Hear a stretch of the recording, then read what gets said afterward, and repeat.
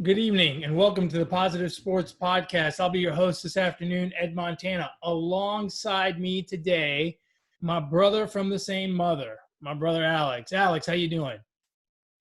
What's up, man? Can you see me right now? Yeah, I can see you. I can hear you. Okay. You can hear me too. I'm keeping my fingers crossed that we can do this for however long we do this podcast. Okay, cool. Because I don't know what I just did, but I have you really on a really small screen and I can no longer see myself. So I don't know if you can see me or not, but I can see you in a little bite-sized screen on my laptop. So that's all that matters. I can see you, and so long as if you can't see you, that's probably an improvement for you. True. Very true. I mean, yes, because waking up in the mornings with, eye boogers and all that, and then having to look at myself in the mirror is not a pretty sight. So yeah. I get it. I agree with you. Dude, it's not pretty for the rest of us the rest of the day. That's all right.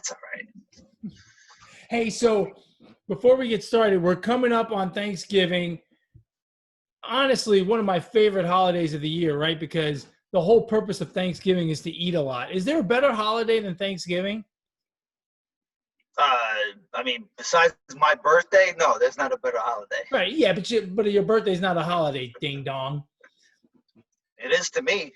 Yeah, no. There's no better holiday. It's all about food. You don't have to get anybody presents. The decorations are really minimal.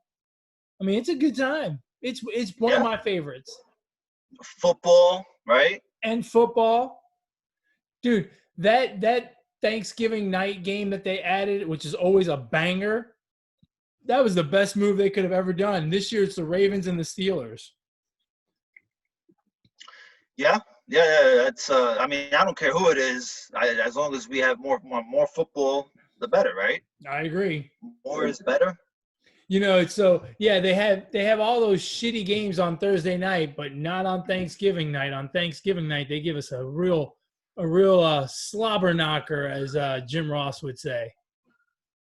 Yeah, although it may be a shitter because a couple Ravens came down with the COVID, and so it may end up being a snooze fest. But we do get to see the Super Bowl contending Pittsburgh Steelers. They are now 10-0. How much easier could it get for them? 10-0. I mean, they're 10-0 at this point. They're Super Bowl contenders. I mean, they played the Jaguars. They're 10-0. No, I understand, but I'm just saying, how did they get there from 9-0 to 10-0? They played the Jaguars, and now they play the depleted fucking Ravens, who are not looking all that great now. So they're 10-0. Yeah, that's fine. It doesn't matter. Super Bowl contender. I'm not saying they're a contender to go 16-0. I'm saying they're a contender to go to the Super Bowl. Yeah, no, that's fine. Look, that is probably 99.9% of football fans' opinion right now. I'll tell you, I fall in the 0.1%. Right now, if I had to pick Super Bowl contenders in the AFC, I have the Steelers and the Chiefs, and I think the Chiefs are a better football team, but to me, those two teams are pretty even. Then I've got the Bills, a little bit of a step down. I think they're going to have to get hot. And then I've got the Tennessee Titans, because the Tennessee Titans, that team is going to wear you down. They had no business winning that. If you watch the first half of that game yesterday against the Ravens, they had no business winning that football game. But they wore the Ravens down, and in the third quarter, you could see the tide turning. They never gave up on their run game, and they pounded the ball and pounded the ball and pounded the ball until they ended up tying the game and eventually winning in overtime. That Tennessee team is dangerous. Yeah, they had passing issues in the first half. Like Tannehill wasn't on, and the wide receivers were dropping a lot of passes. And the Ravens got issues, man. Like, I think it's safe to say now Lamar Jackson's kind of figured out a little bit. I'm not saying he's not good. I'm just saying defenses have film on him now. So, and they got injuries and shit like that. I mean, I'm just happy that the Titans covered the 6.5. That's all I care about. Yeah, the Ravens are going through a rough patch here. They do have some injury issues, but that's still a really tough football team. And I think as you get closer to the playoffs, and certainly in the playoffs, they're a team that you don't really want to mess with. I mean, they're a team that you'd rather not see. Now, you were talking earlier about the Steelers beating the Jaguars to get to 10-0, and now they've got a short week, and this is kind of setting up well for them again, because you have a Ravens team that's banged up, a couple of COVID cases on a short week after a tough physical football game against the Titans. It really looks, in favor of the Steelers to kind of keep their momentum going. Yeah, definitely. The only thing, if you're the Steelers, I mean, I think the Steelers win, but I mean, you still got to be a little cautious because it's a division game, Thanksgiving. Those teams know each other pretty well, and the Ravens are desperate now because they're on the outside looking in. You know, believe it or not, we're going to stick with that division. We're looking at the Cleveland Browns now at 7-3. And looking very much like a team who could make the playoffs. Right now, them and the Titans are the two best second place teams in the AFC. So, with 3 wild cards, those two are definitely in the driver's seat to make the playoffs. I know we've talked about this before. Do you believe in the Browns? No. You still don't believe? If you look at the other teams, they have a quarterback that that can win you some games. I don't know if Baker Mayfield can drive down the field 75 yards, to try to set up the Browns for a field goal or a touchdown to tie or win the game in the playoffs on the road. I don't think he can do that. Like, as of now, they would have to play the who would they play? The second best division winner. 6. So they would play the Buffalo Bills right now. I mean, do I think he could march down the field for 70, 80 yards against that Buffalo Bills defense? No, I don't think so. Their 3 losses are to the Ravens, Steelers, and Raiders. Their most impressive win is over the Colts. Other than that, they beat 3 teams from the NFC least. Right? We'll call it the NFC least. They beat the Bengals twice, and both games were close with the Bengals. And they beat the Texans. Yeah. So they're 7-3, and good for them, right? They can only play the games that are on their schedule, but their schedule actually gets a little bit more difficult now because they face the Jaguars, which is that one's easy. But then they have the Titans and the Ravens, the Giants and the Jets, and then the Steelers. So they've got a couple of gimmies in there, but they have some tough games that can last with you, right? Like that Tennessee game. That's a game that could last with them a couple of weeks because of the pounding. And they play the Titans, and then the very next week they play the Ravens. So they're going to play 2 bruising type of football games, and then they're going to have to go to New York in December against the Giants. And while the Giants are not great, playing in MetLife Stadium in December is not easy. And again, you've got Baker Mayfield, who's not terribly accurate with the football. It's a problem. Yeah, I mean, I honestly wouldn't be surprised if the Browns fall out of if they lose maybe 2 or 3 straight, or 2 out of 3, 3 out of 4 down the stretch, and they just, because I think the Raiders can catch them, and then I mean, yeah, I'm not paying no mind to the Browns at all. It's a tough. It's really interesting in the AFC. You've got a lot of good teams that, man, you just got to wonder what's going to happen because, look, the Steelers and the Chiefs are going to win their division and make it. The Bills only have a 1-game lead over the Dolphins, so that completely, that could completely flip and put the Bills in a wild card game, having to go on the road to play the Chiefs or the Titans or Indianapolis. And then you've got Indianapolis and Tennessee really tied atop the other division, and the Indianapolis currently has a tiebreaker, so that's why they're first. But then you've got Tennessee and Cleveland at 7-3, and then you've got 3 teams at 6-4. You got the Raiders, Ravens, and Dolphins, and I mean all of those teams can really get hot, or they can really fall apart. I mean, the Raiders look great against good teams, but they struggle with mediocre teams, and that's why they're only 6-4. That game last night with the Chiefs was incredible, but it's tough to see who's going to end up being left out, and there's going to be a good football team left out of the playoffs in the AFC. Actually, I'm looking forward to the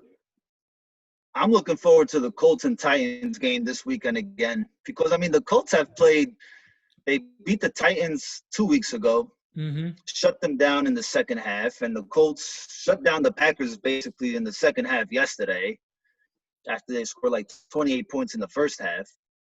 Yeah. And the fucking refs in that game were trying to keep the Packers in it, to me.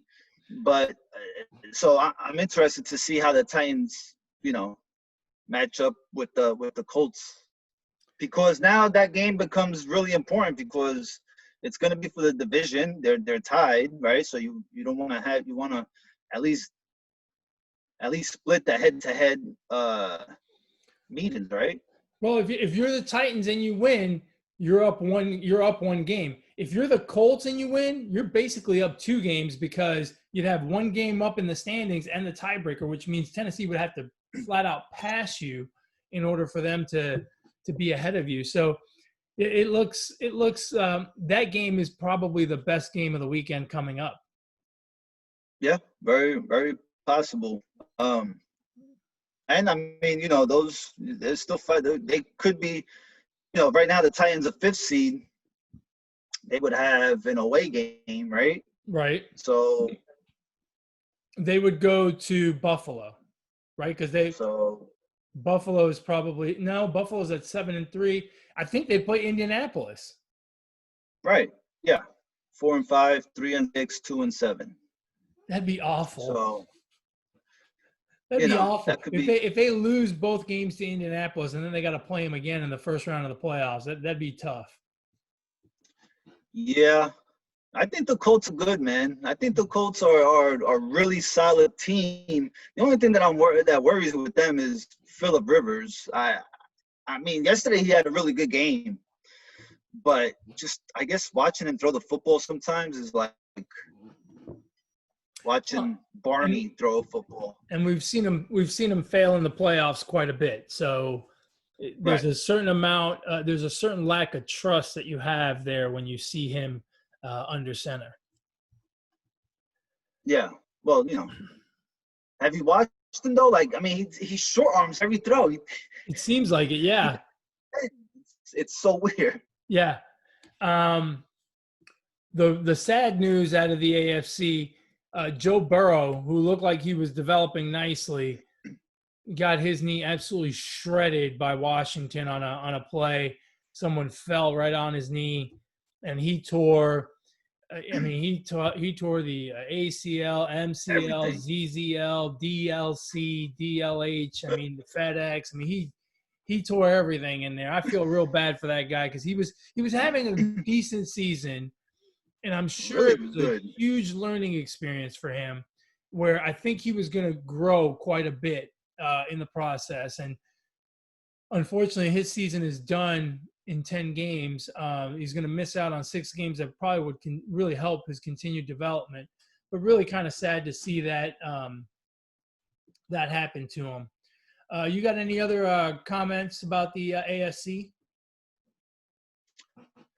No, No, no, just no. I think the AFC is pretty much. I feel like it's set in stone. Like I can see Miami falling back, and maybe Baltimore still sort of fighting for that last spot. But I think it's gonna end up like, you may see teams flip flop, but I don't know. To me, right now, you have the 4 division leaders, and I think they're all going to make the playoffs. I think Tennessee will make the playoffs, and then after that, any combination of 2 more teams between the Browns, Raiders, Ravens, and Dolphins could make the playoffs. I think the Ravens are the best team out of those 4. I think Miami is the worst, but I don't see a humongous difference between the Ravens and the Raiders. I think the Raiders are a pretty good football team, especially offensively. And I don't trust the Browns, but the Browns do have 3 really easy games left on their schedule. They've got the Giants, the Jets, and the Jaguars. Now, mind you, they do have to play Tennessee, Baltimore, and Pittsburgh, which is tough. But if they go 3-3, they're going to be 10-6. It's going to be tough to beat. It's going to be tough to imagine that 3 wild card teams will be better than their 10-6. Yeah, I mean, shit. I mean, if you want to say the hardest game left on the Raiders' schedule is the Colts. Other than that, they play the Falcons, the Jets, the Chargers, the Dolphins, and the Broncos. I mean, yeah, I don't know. I think the Raiders are really good. And I think they could even be better if they didn't suffer all these COVID cases, because I mean they're winning ball games and they're staying. I mean, they put up a fight last night with the Chiefs, and they don't have their complete team. Yeah. So I think this is a better team than the 6-4 record may show. Like a 6-4 record doesn't come off as wow, right? But I think they're better.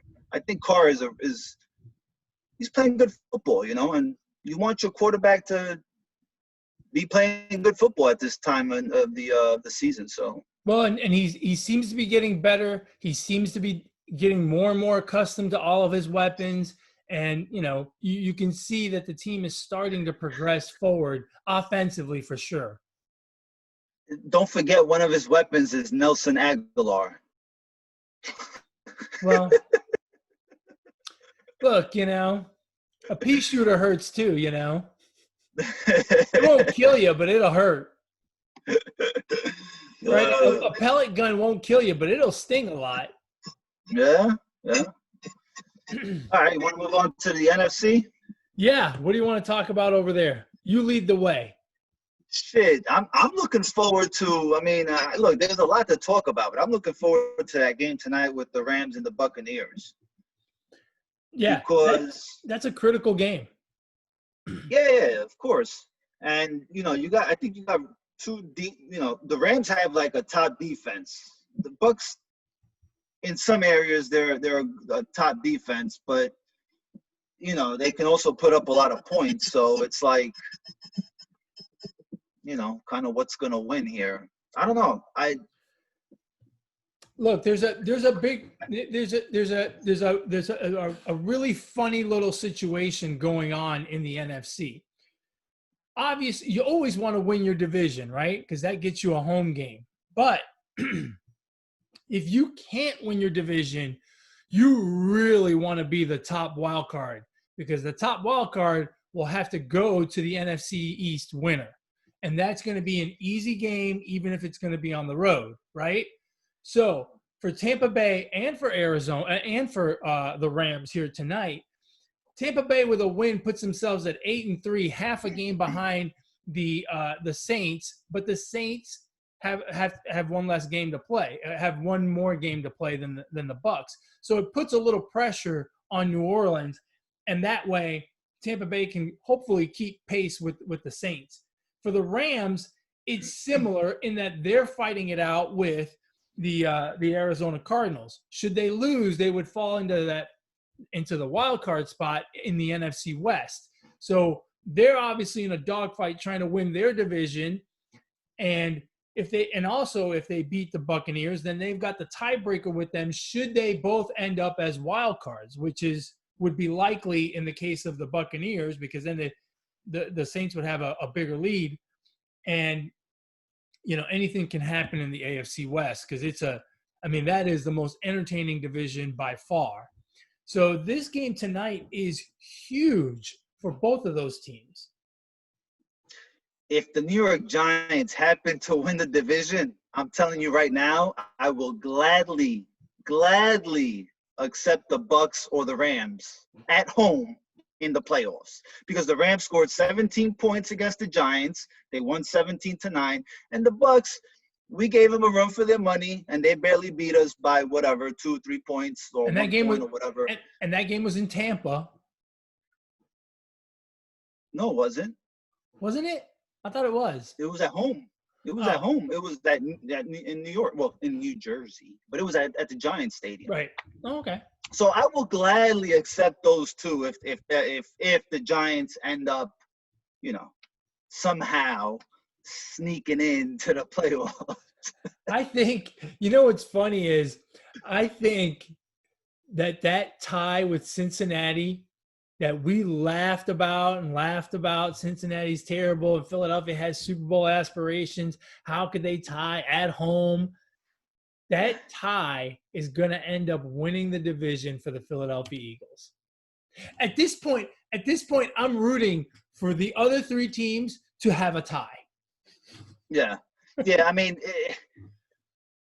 I thought about that like the past few weeks, but after watching them yesterday play against the Browns, that's a bad team, bro. Like, yeah. I mean, we were 3-7 is 3, and I mean, your record is what your record is, and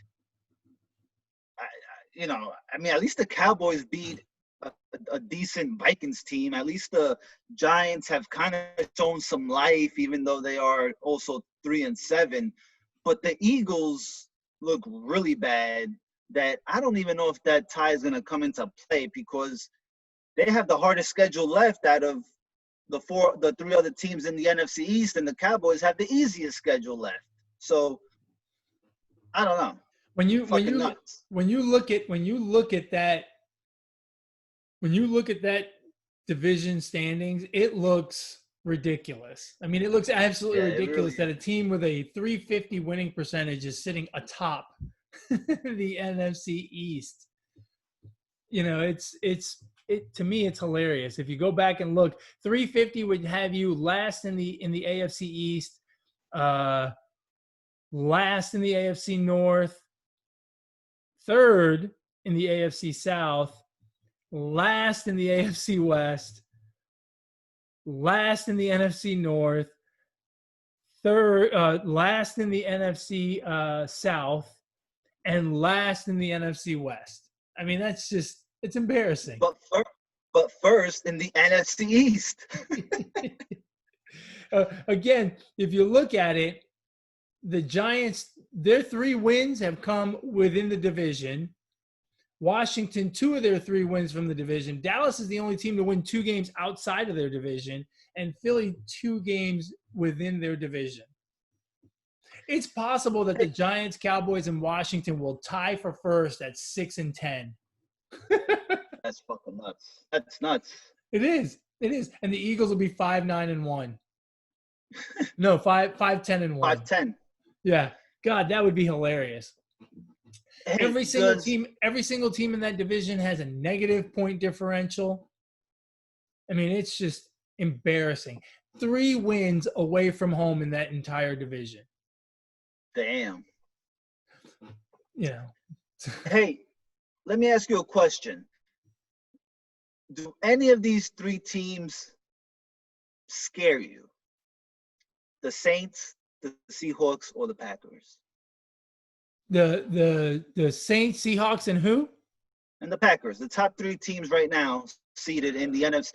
Do any of them really, do you look at the team and say there's no flaws? Right? You would. Yeah, no, they all have flaws for sure. The team that would scare me, provided he's healthy, is Drew Brees and the Saints. Yeah. To me, that's the most complete team in the NFC. The Seahawks have their problems on defense, and the Packers almost look uninterested in playing football sometimes. That game yesterday, I felt like as much as Indianapolis really put the clamps on them, I also think that the Packers just seemed to stop playing at one point. Yeah, I mean I don't know. The Seahawks and the Packers I kind of view them the same. Like their defense is not all there, right? Like they can score points, but if you got to go to play in Seattle, that's always tough. Yeah, especially in January, right? The weather becomes a bit of an issue there. And the same thing in Green Bay. Yeah. Right. Now that I look at the NFC actually looks a little more set in stone than the AFC does, because after the Cardinals, do you really give the Bears a shot? Do you give the Vikings may have a shot, but I'm of the Vikings are the Vikings are the only team I give a shot outside of the top 6. Right? So New Orleans, Seattle, Green Bay, Tampa, LA, and Arizona. And then the 7th spot is the Bears right now. See, I think I said it before. Minnesota's going to make the playoffs. No, the Cardinals are 7th. The Bears are 8th. Seattle, Green Bay, Tampa, LA. No, Arizona's 6th in the conference standings. Yeah, I'm looking at the playoff standings. Yeah, if you look at now, the Cardinals are 7th, which would be the last playoff spot. Well, who are your top 7 on your list? Well, per the 4-letter network: Saints, Seahawks, Packers, Eagles, Bucks, Rams, Cardinals. Oh, that's right. I'm sorry. I forgot the Eagles. I forgot someone from the NFC. I've got it. I've got it just by the entire conference, and the entire NFC East is at the bottom, so I forgot. Well, that's accurate too. In a way, yeah. Yeah, all the teams with 3 wins are all from the NFC East and the Atlanta Falcons. Damn. But one of those 5 will make the playoffs. That's right. Well, I still think Minnesota can make the playoffs. Yeah, no, I think they can too. In fact, I said it a couple of weeks ago. I think they will, in spite of this little hiccup with the Cowboys. Yeah. I mean, the schedule says they could, but I mean, I thought they would beat the Cowboys, and I thought they would beat the Cowboys too. I didn't realize all of a sudden they were going to go back to their strength of running the football. Yeah. It's amazing what happens when you run the football. Yeah. And I think Thielen caught COVID. Oh, no. That's a weapon down, but I mean, I don't know. Yeah, I think Minnesota is going to make it, and if the Rams lose tonight, the Rams are the ones that are going to fall out. Who do you got winning tonight? Huh? Who do you have winning tonight? The game's in Tampa. I think the Bucks win tonight. Yeah. I just hope they give us a good game. That's all. I don't think Tom Brady is going to lay an egg 3 times in prime time in a row.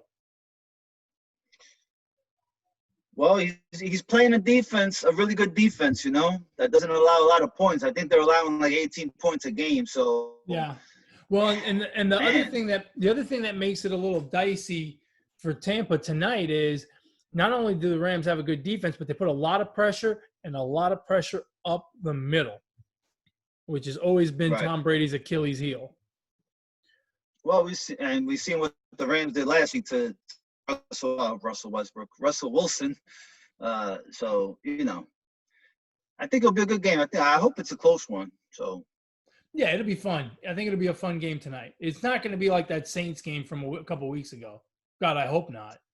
I mean, I hope not. That I find it really hard to believe that the Bucks get their ass kicked like that again. Agreed. But we've seen crazier shit in the NFL, so who knows? Yeah. Yes, we have. What other highlights do you have from the week? The NFL? Yeah. Man, I don't know.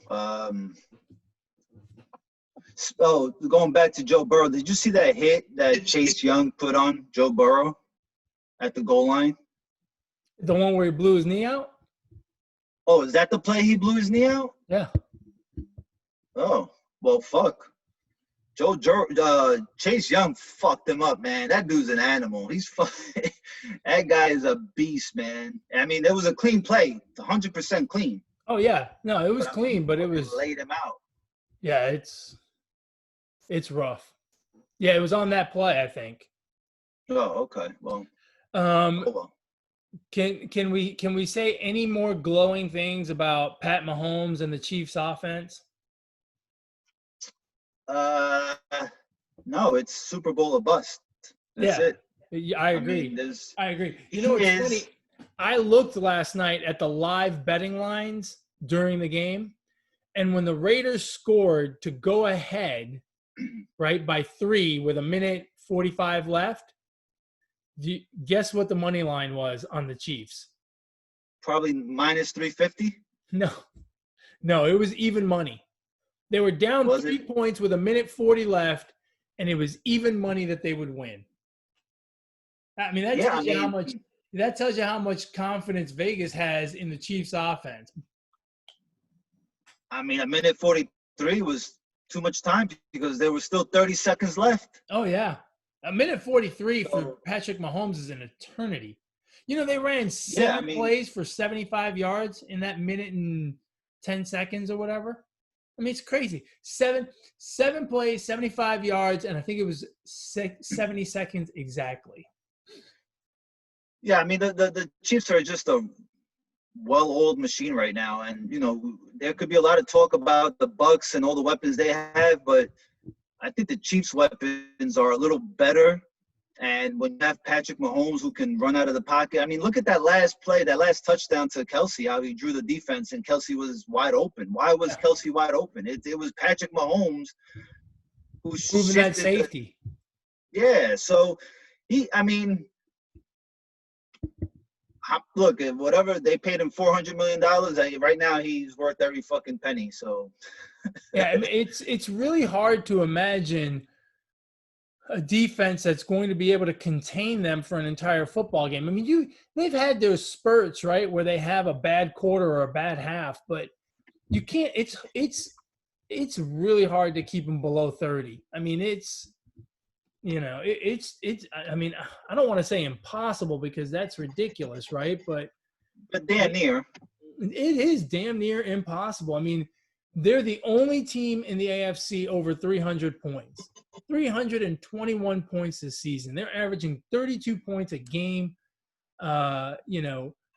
It's insane. It is absolutely insane. I mean, if you look at it, the Chargers held them to 23. That was the game where they played terrible. Remember, they went they won that in the very end. But that was a game where they were awful that game. They scored 23 points.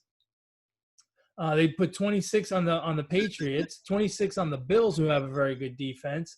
And then other than that, everything is 30 or more. So, it's not – look, at this point, I would love to see the matchup in Pittsburgh for the AFC Championship, to see the Steelers defense and the Chiefs offense, and just to see those two teams go at it, I think would be highly, highly, highly entertaining. To me, those two teams are head and shoulders above the rest of the AFC. You know what's crazy about the Chiefs is, they got the rookie, Clyde Edwards. Yeah.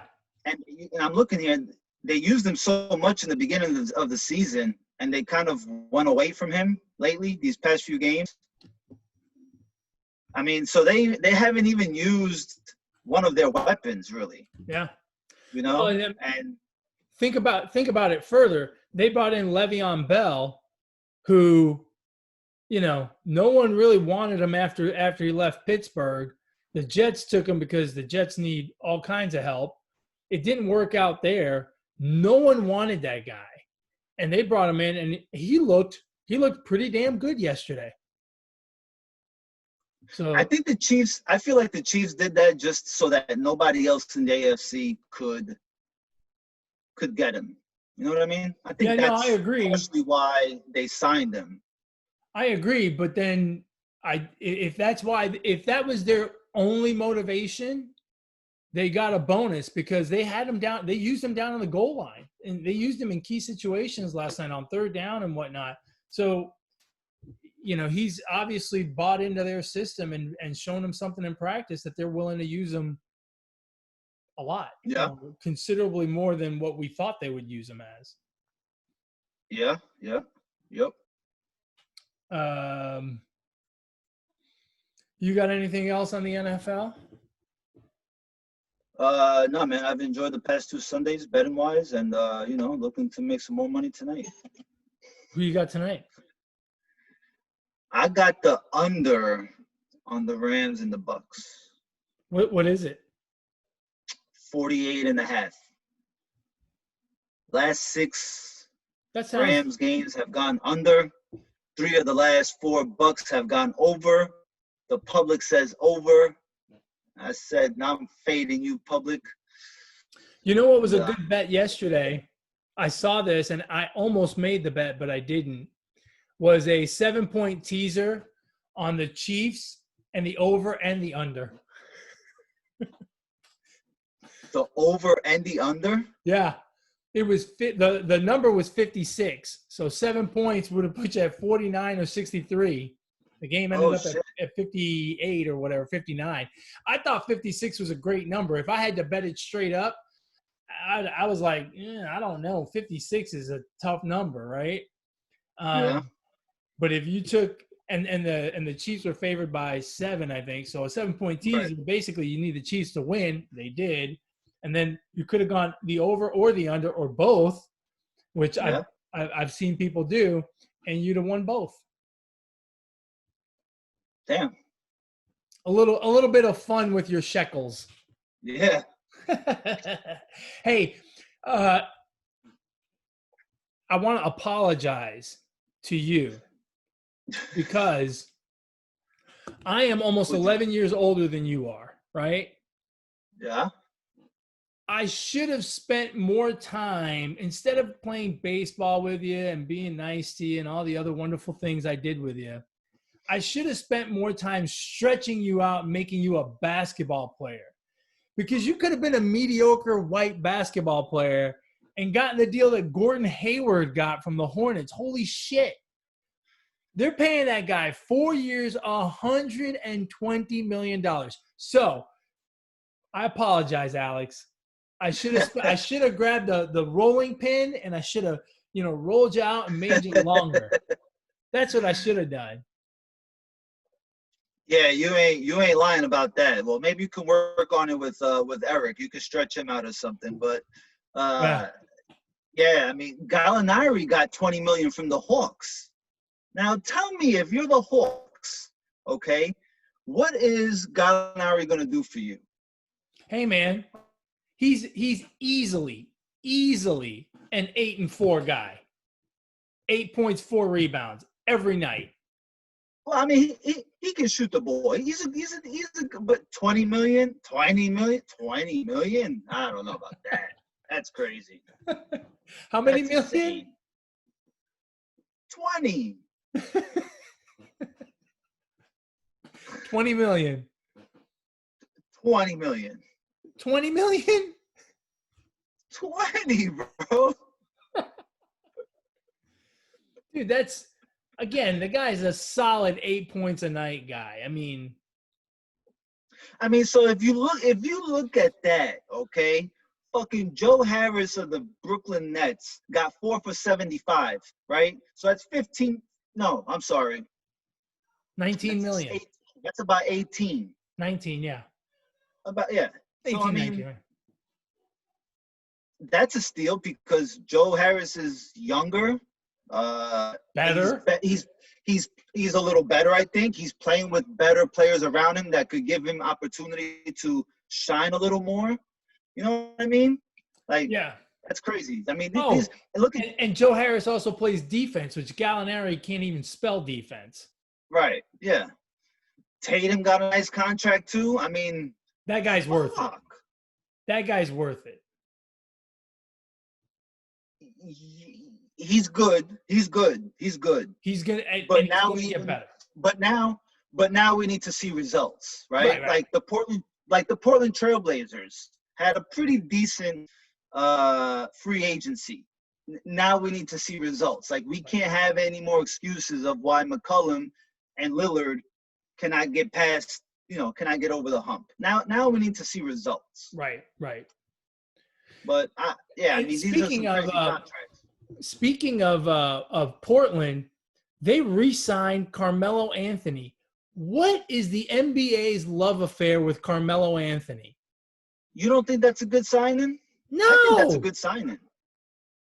I think that's a good signing. Coming off the bench? You have him come off the bench? He's I don't know how much they. I'll be fair. I don't remember what the number was. Maybe it was $1 million, which okay. But I mean, that guy needs to retire. I don't know, man. He had a good year last year, bro. I thought the same thing at one point, but he had a really good season last season. I think the days of signing Carmelo Anthony and thinking you've done anything for your basketball team are long gone. I think you're wrong. That he needs to retire. He's from the Dwayne Wade era. Dwayne Wade has retired. Yeah, but Dwayne Wade had fucking knee problems. Carmelo Anthony is pretty healthy. True. So, especially since he only plays half the game, the offensive half. That's all they need him for, bro. Awful. What other big signings are out there? I mean, the fucking Lakers got better. if that's hard to imagine, they got a little better. Yeah, no kidding. I mean, we'll see how these moves pay off. They still got to play the games together. And the one head scratcher for me is although I do credit the 76ers getting rid of Al Horford and that contract, I question the Dwight Howard signing because Dwight Howard and Joel Embiid in the front court or in that locker room, that doesn't smell good to me. I mean, I'm glad it's only 77 games or 71 games because if it was 82, I don't get that signing at all. I don't either. And I agree with you. That sounds like a terrible idea. Unless they're thinking about dealing Embiid. I don't know. But locker room wise, that doesn't sound like it's a yeah. That sounds like a bad idea. A bad idea.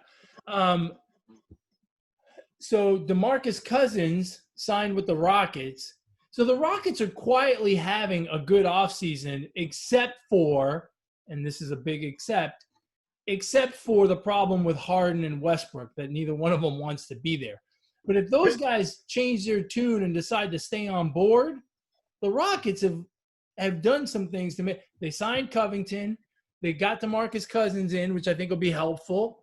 They're building a decent team. I think they signed Trevor Ariza again. So if they can fix the Harden-Westbrook, I don't even know what it is, but the Harden-Westbrook problem, the Rockets look like they've improved themselves over the course of this offseason. Yeah, I mean, I wouldn't call it an improvement because an improvement would mean that they would be better than they were last season. And I don't know that they're better than they were last season. So You coach, you know, you still even if they do keep Harden and Westbrook, in the back of your mind, you got to think somewhere along the lines, there's gonna be a fallout. You know what I mean? Yeah, And it's a ticking time bomb for it's sure. tough, man. Yeah, it's a ticking time bomb. It's a dicey situation. If they find a way to get those guys on board and stay on board, I think they have made some moves to make themselves a little bit better. But we'll see. It's not going to be easy. No. What else? What else? So the draft happened. Anything exciting out of the draft? I felt like the draft was kind of blah this year. I mean, my one prop bet hit. That's all I can remember from the draft. I mean, it was whatever, you know. I mean, it's whatever. I got no. Look, the draft in every fucking sport is a crapshoot to me. So, I'm happy for them, but you know, it's not a shoo-in. Yeah, no, it's not a shoo-in, but in basketball, it's probably the closest to a shoo-in because they come in ready to play, ready to contribute. It's not, you know, it's not like baseball or football where, you know, the speed of the game is really different, or in baseball where they got to go through the minor league system. So right. It's a little bit different here. It's a little bit better, but we'll see. We'll see. The sad news of the week was Klay Thompson rupturing his Achilles. That's devastating news for the Warriors and really devastating news for Klay Thompson. It looks like he's going to spend another year on the shelf. Yeah, that's tough, man. That sucks. Yeah, that sucks. It's hard enough coming back from one Achilles. Yeah, it's not good. It's going to be a long road for him. Yeah. All right, man. You got anything else? All right, man. Nah, man. I'm gonna get ready for this football game, and yeah, just get ready for the football game. Sounds good, man. As always, folks, if you want to share your thoughts with us, you can email the show, positivesports10@gmail.com, positivesports10@gmail.com. If you want to get a hold of Alex, how do they do that? On Twitter at Brooklyn Gaucho 1. Did you shout out to the Undertaker? They retired. He retired and he's not wrestling anymore. They had an awesome well, I wouldn't really call it. Yeah, it was pretty cool. It was a cool little tribute that they had for the Undertaker, and you know, I mean, if you grew up watching wrestling in the 90s, you know, I mean, he's probably a top 3. You know, it's hard to say the best ever, but he's top 3, top 5. I put him, me personally, top 3 wrestling character that there has ever been in WWF and WWE. So yeah, I would agree with you in terms of character. Probably top 3, right? You got Stone Cold, Cactus Jack, The Undertaker. Because The Rock wasn't a character. The Rock was just kind of a badass, right? A comedian. Hulk Hogan wasn't a character. He was just a badass, right? And then if you go old, the Warrior was a good character. Who? The Ultimate Warrior. The Ultimate Warrior was a good character, but he didn't have the longevity that The Undertaker had. No, he didn't have 30 years, but he left a pretty lasting impression. Macho Man Savage was a pretty good character, right? The $1 Million Man, Ted DiBiase. Yeah, now you're going down a little bit.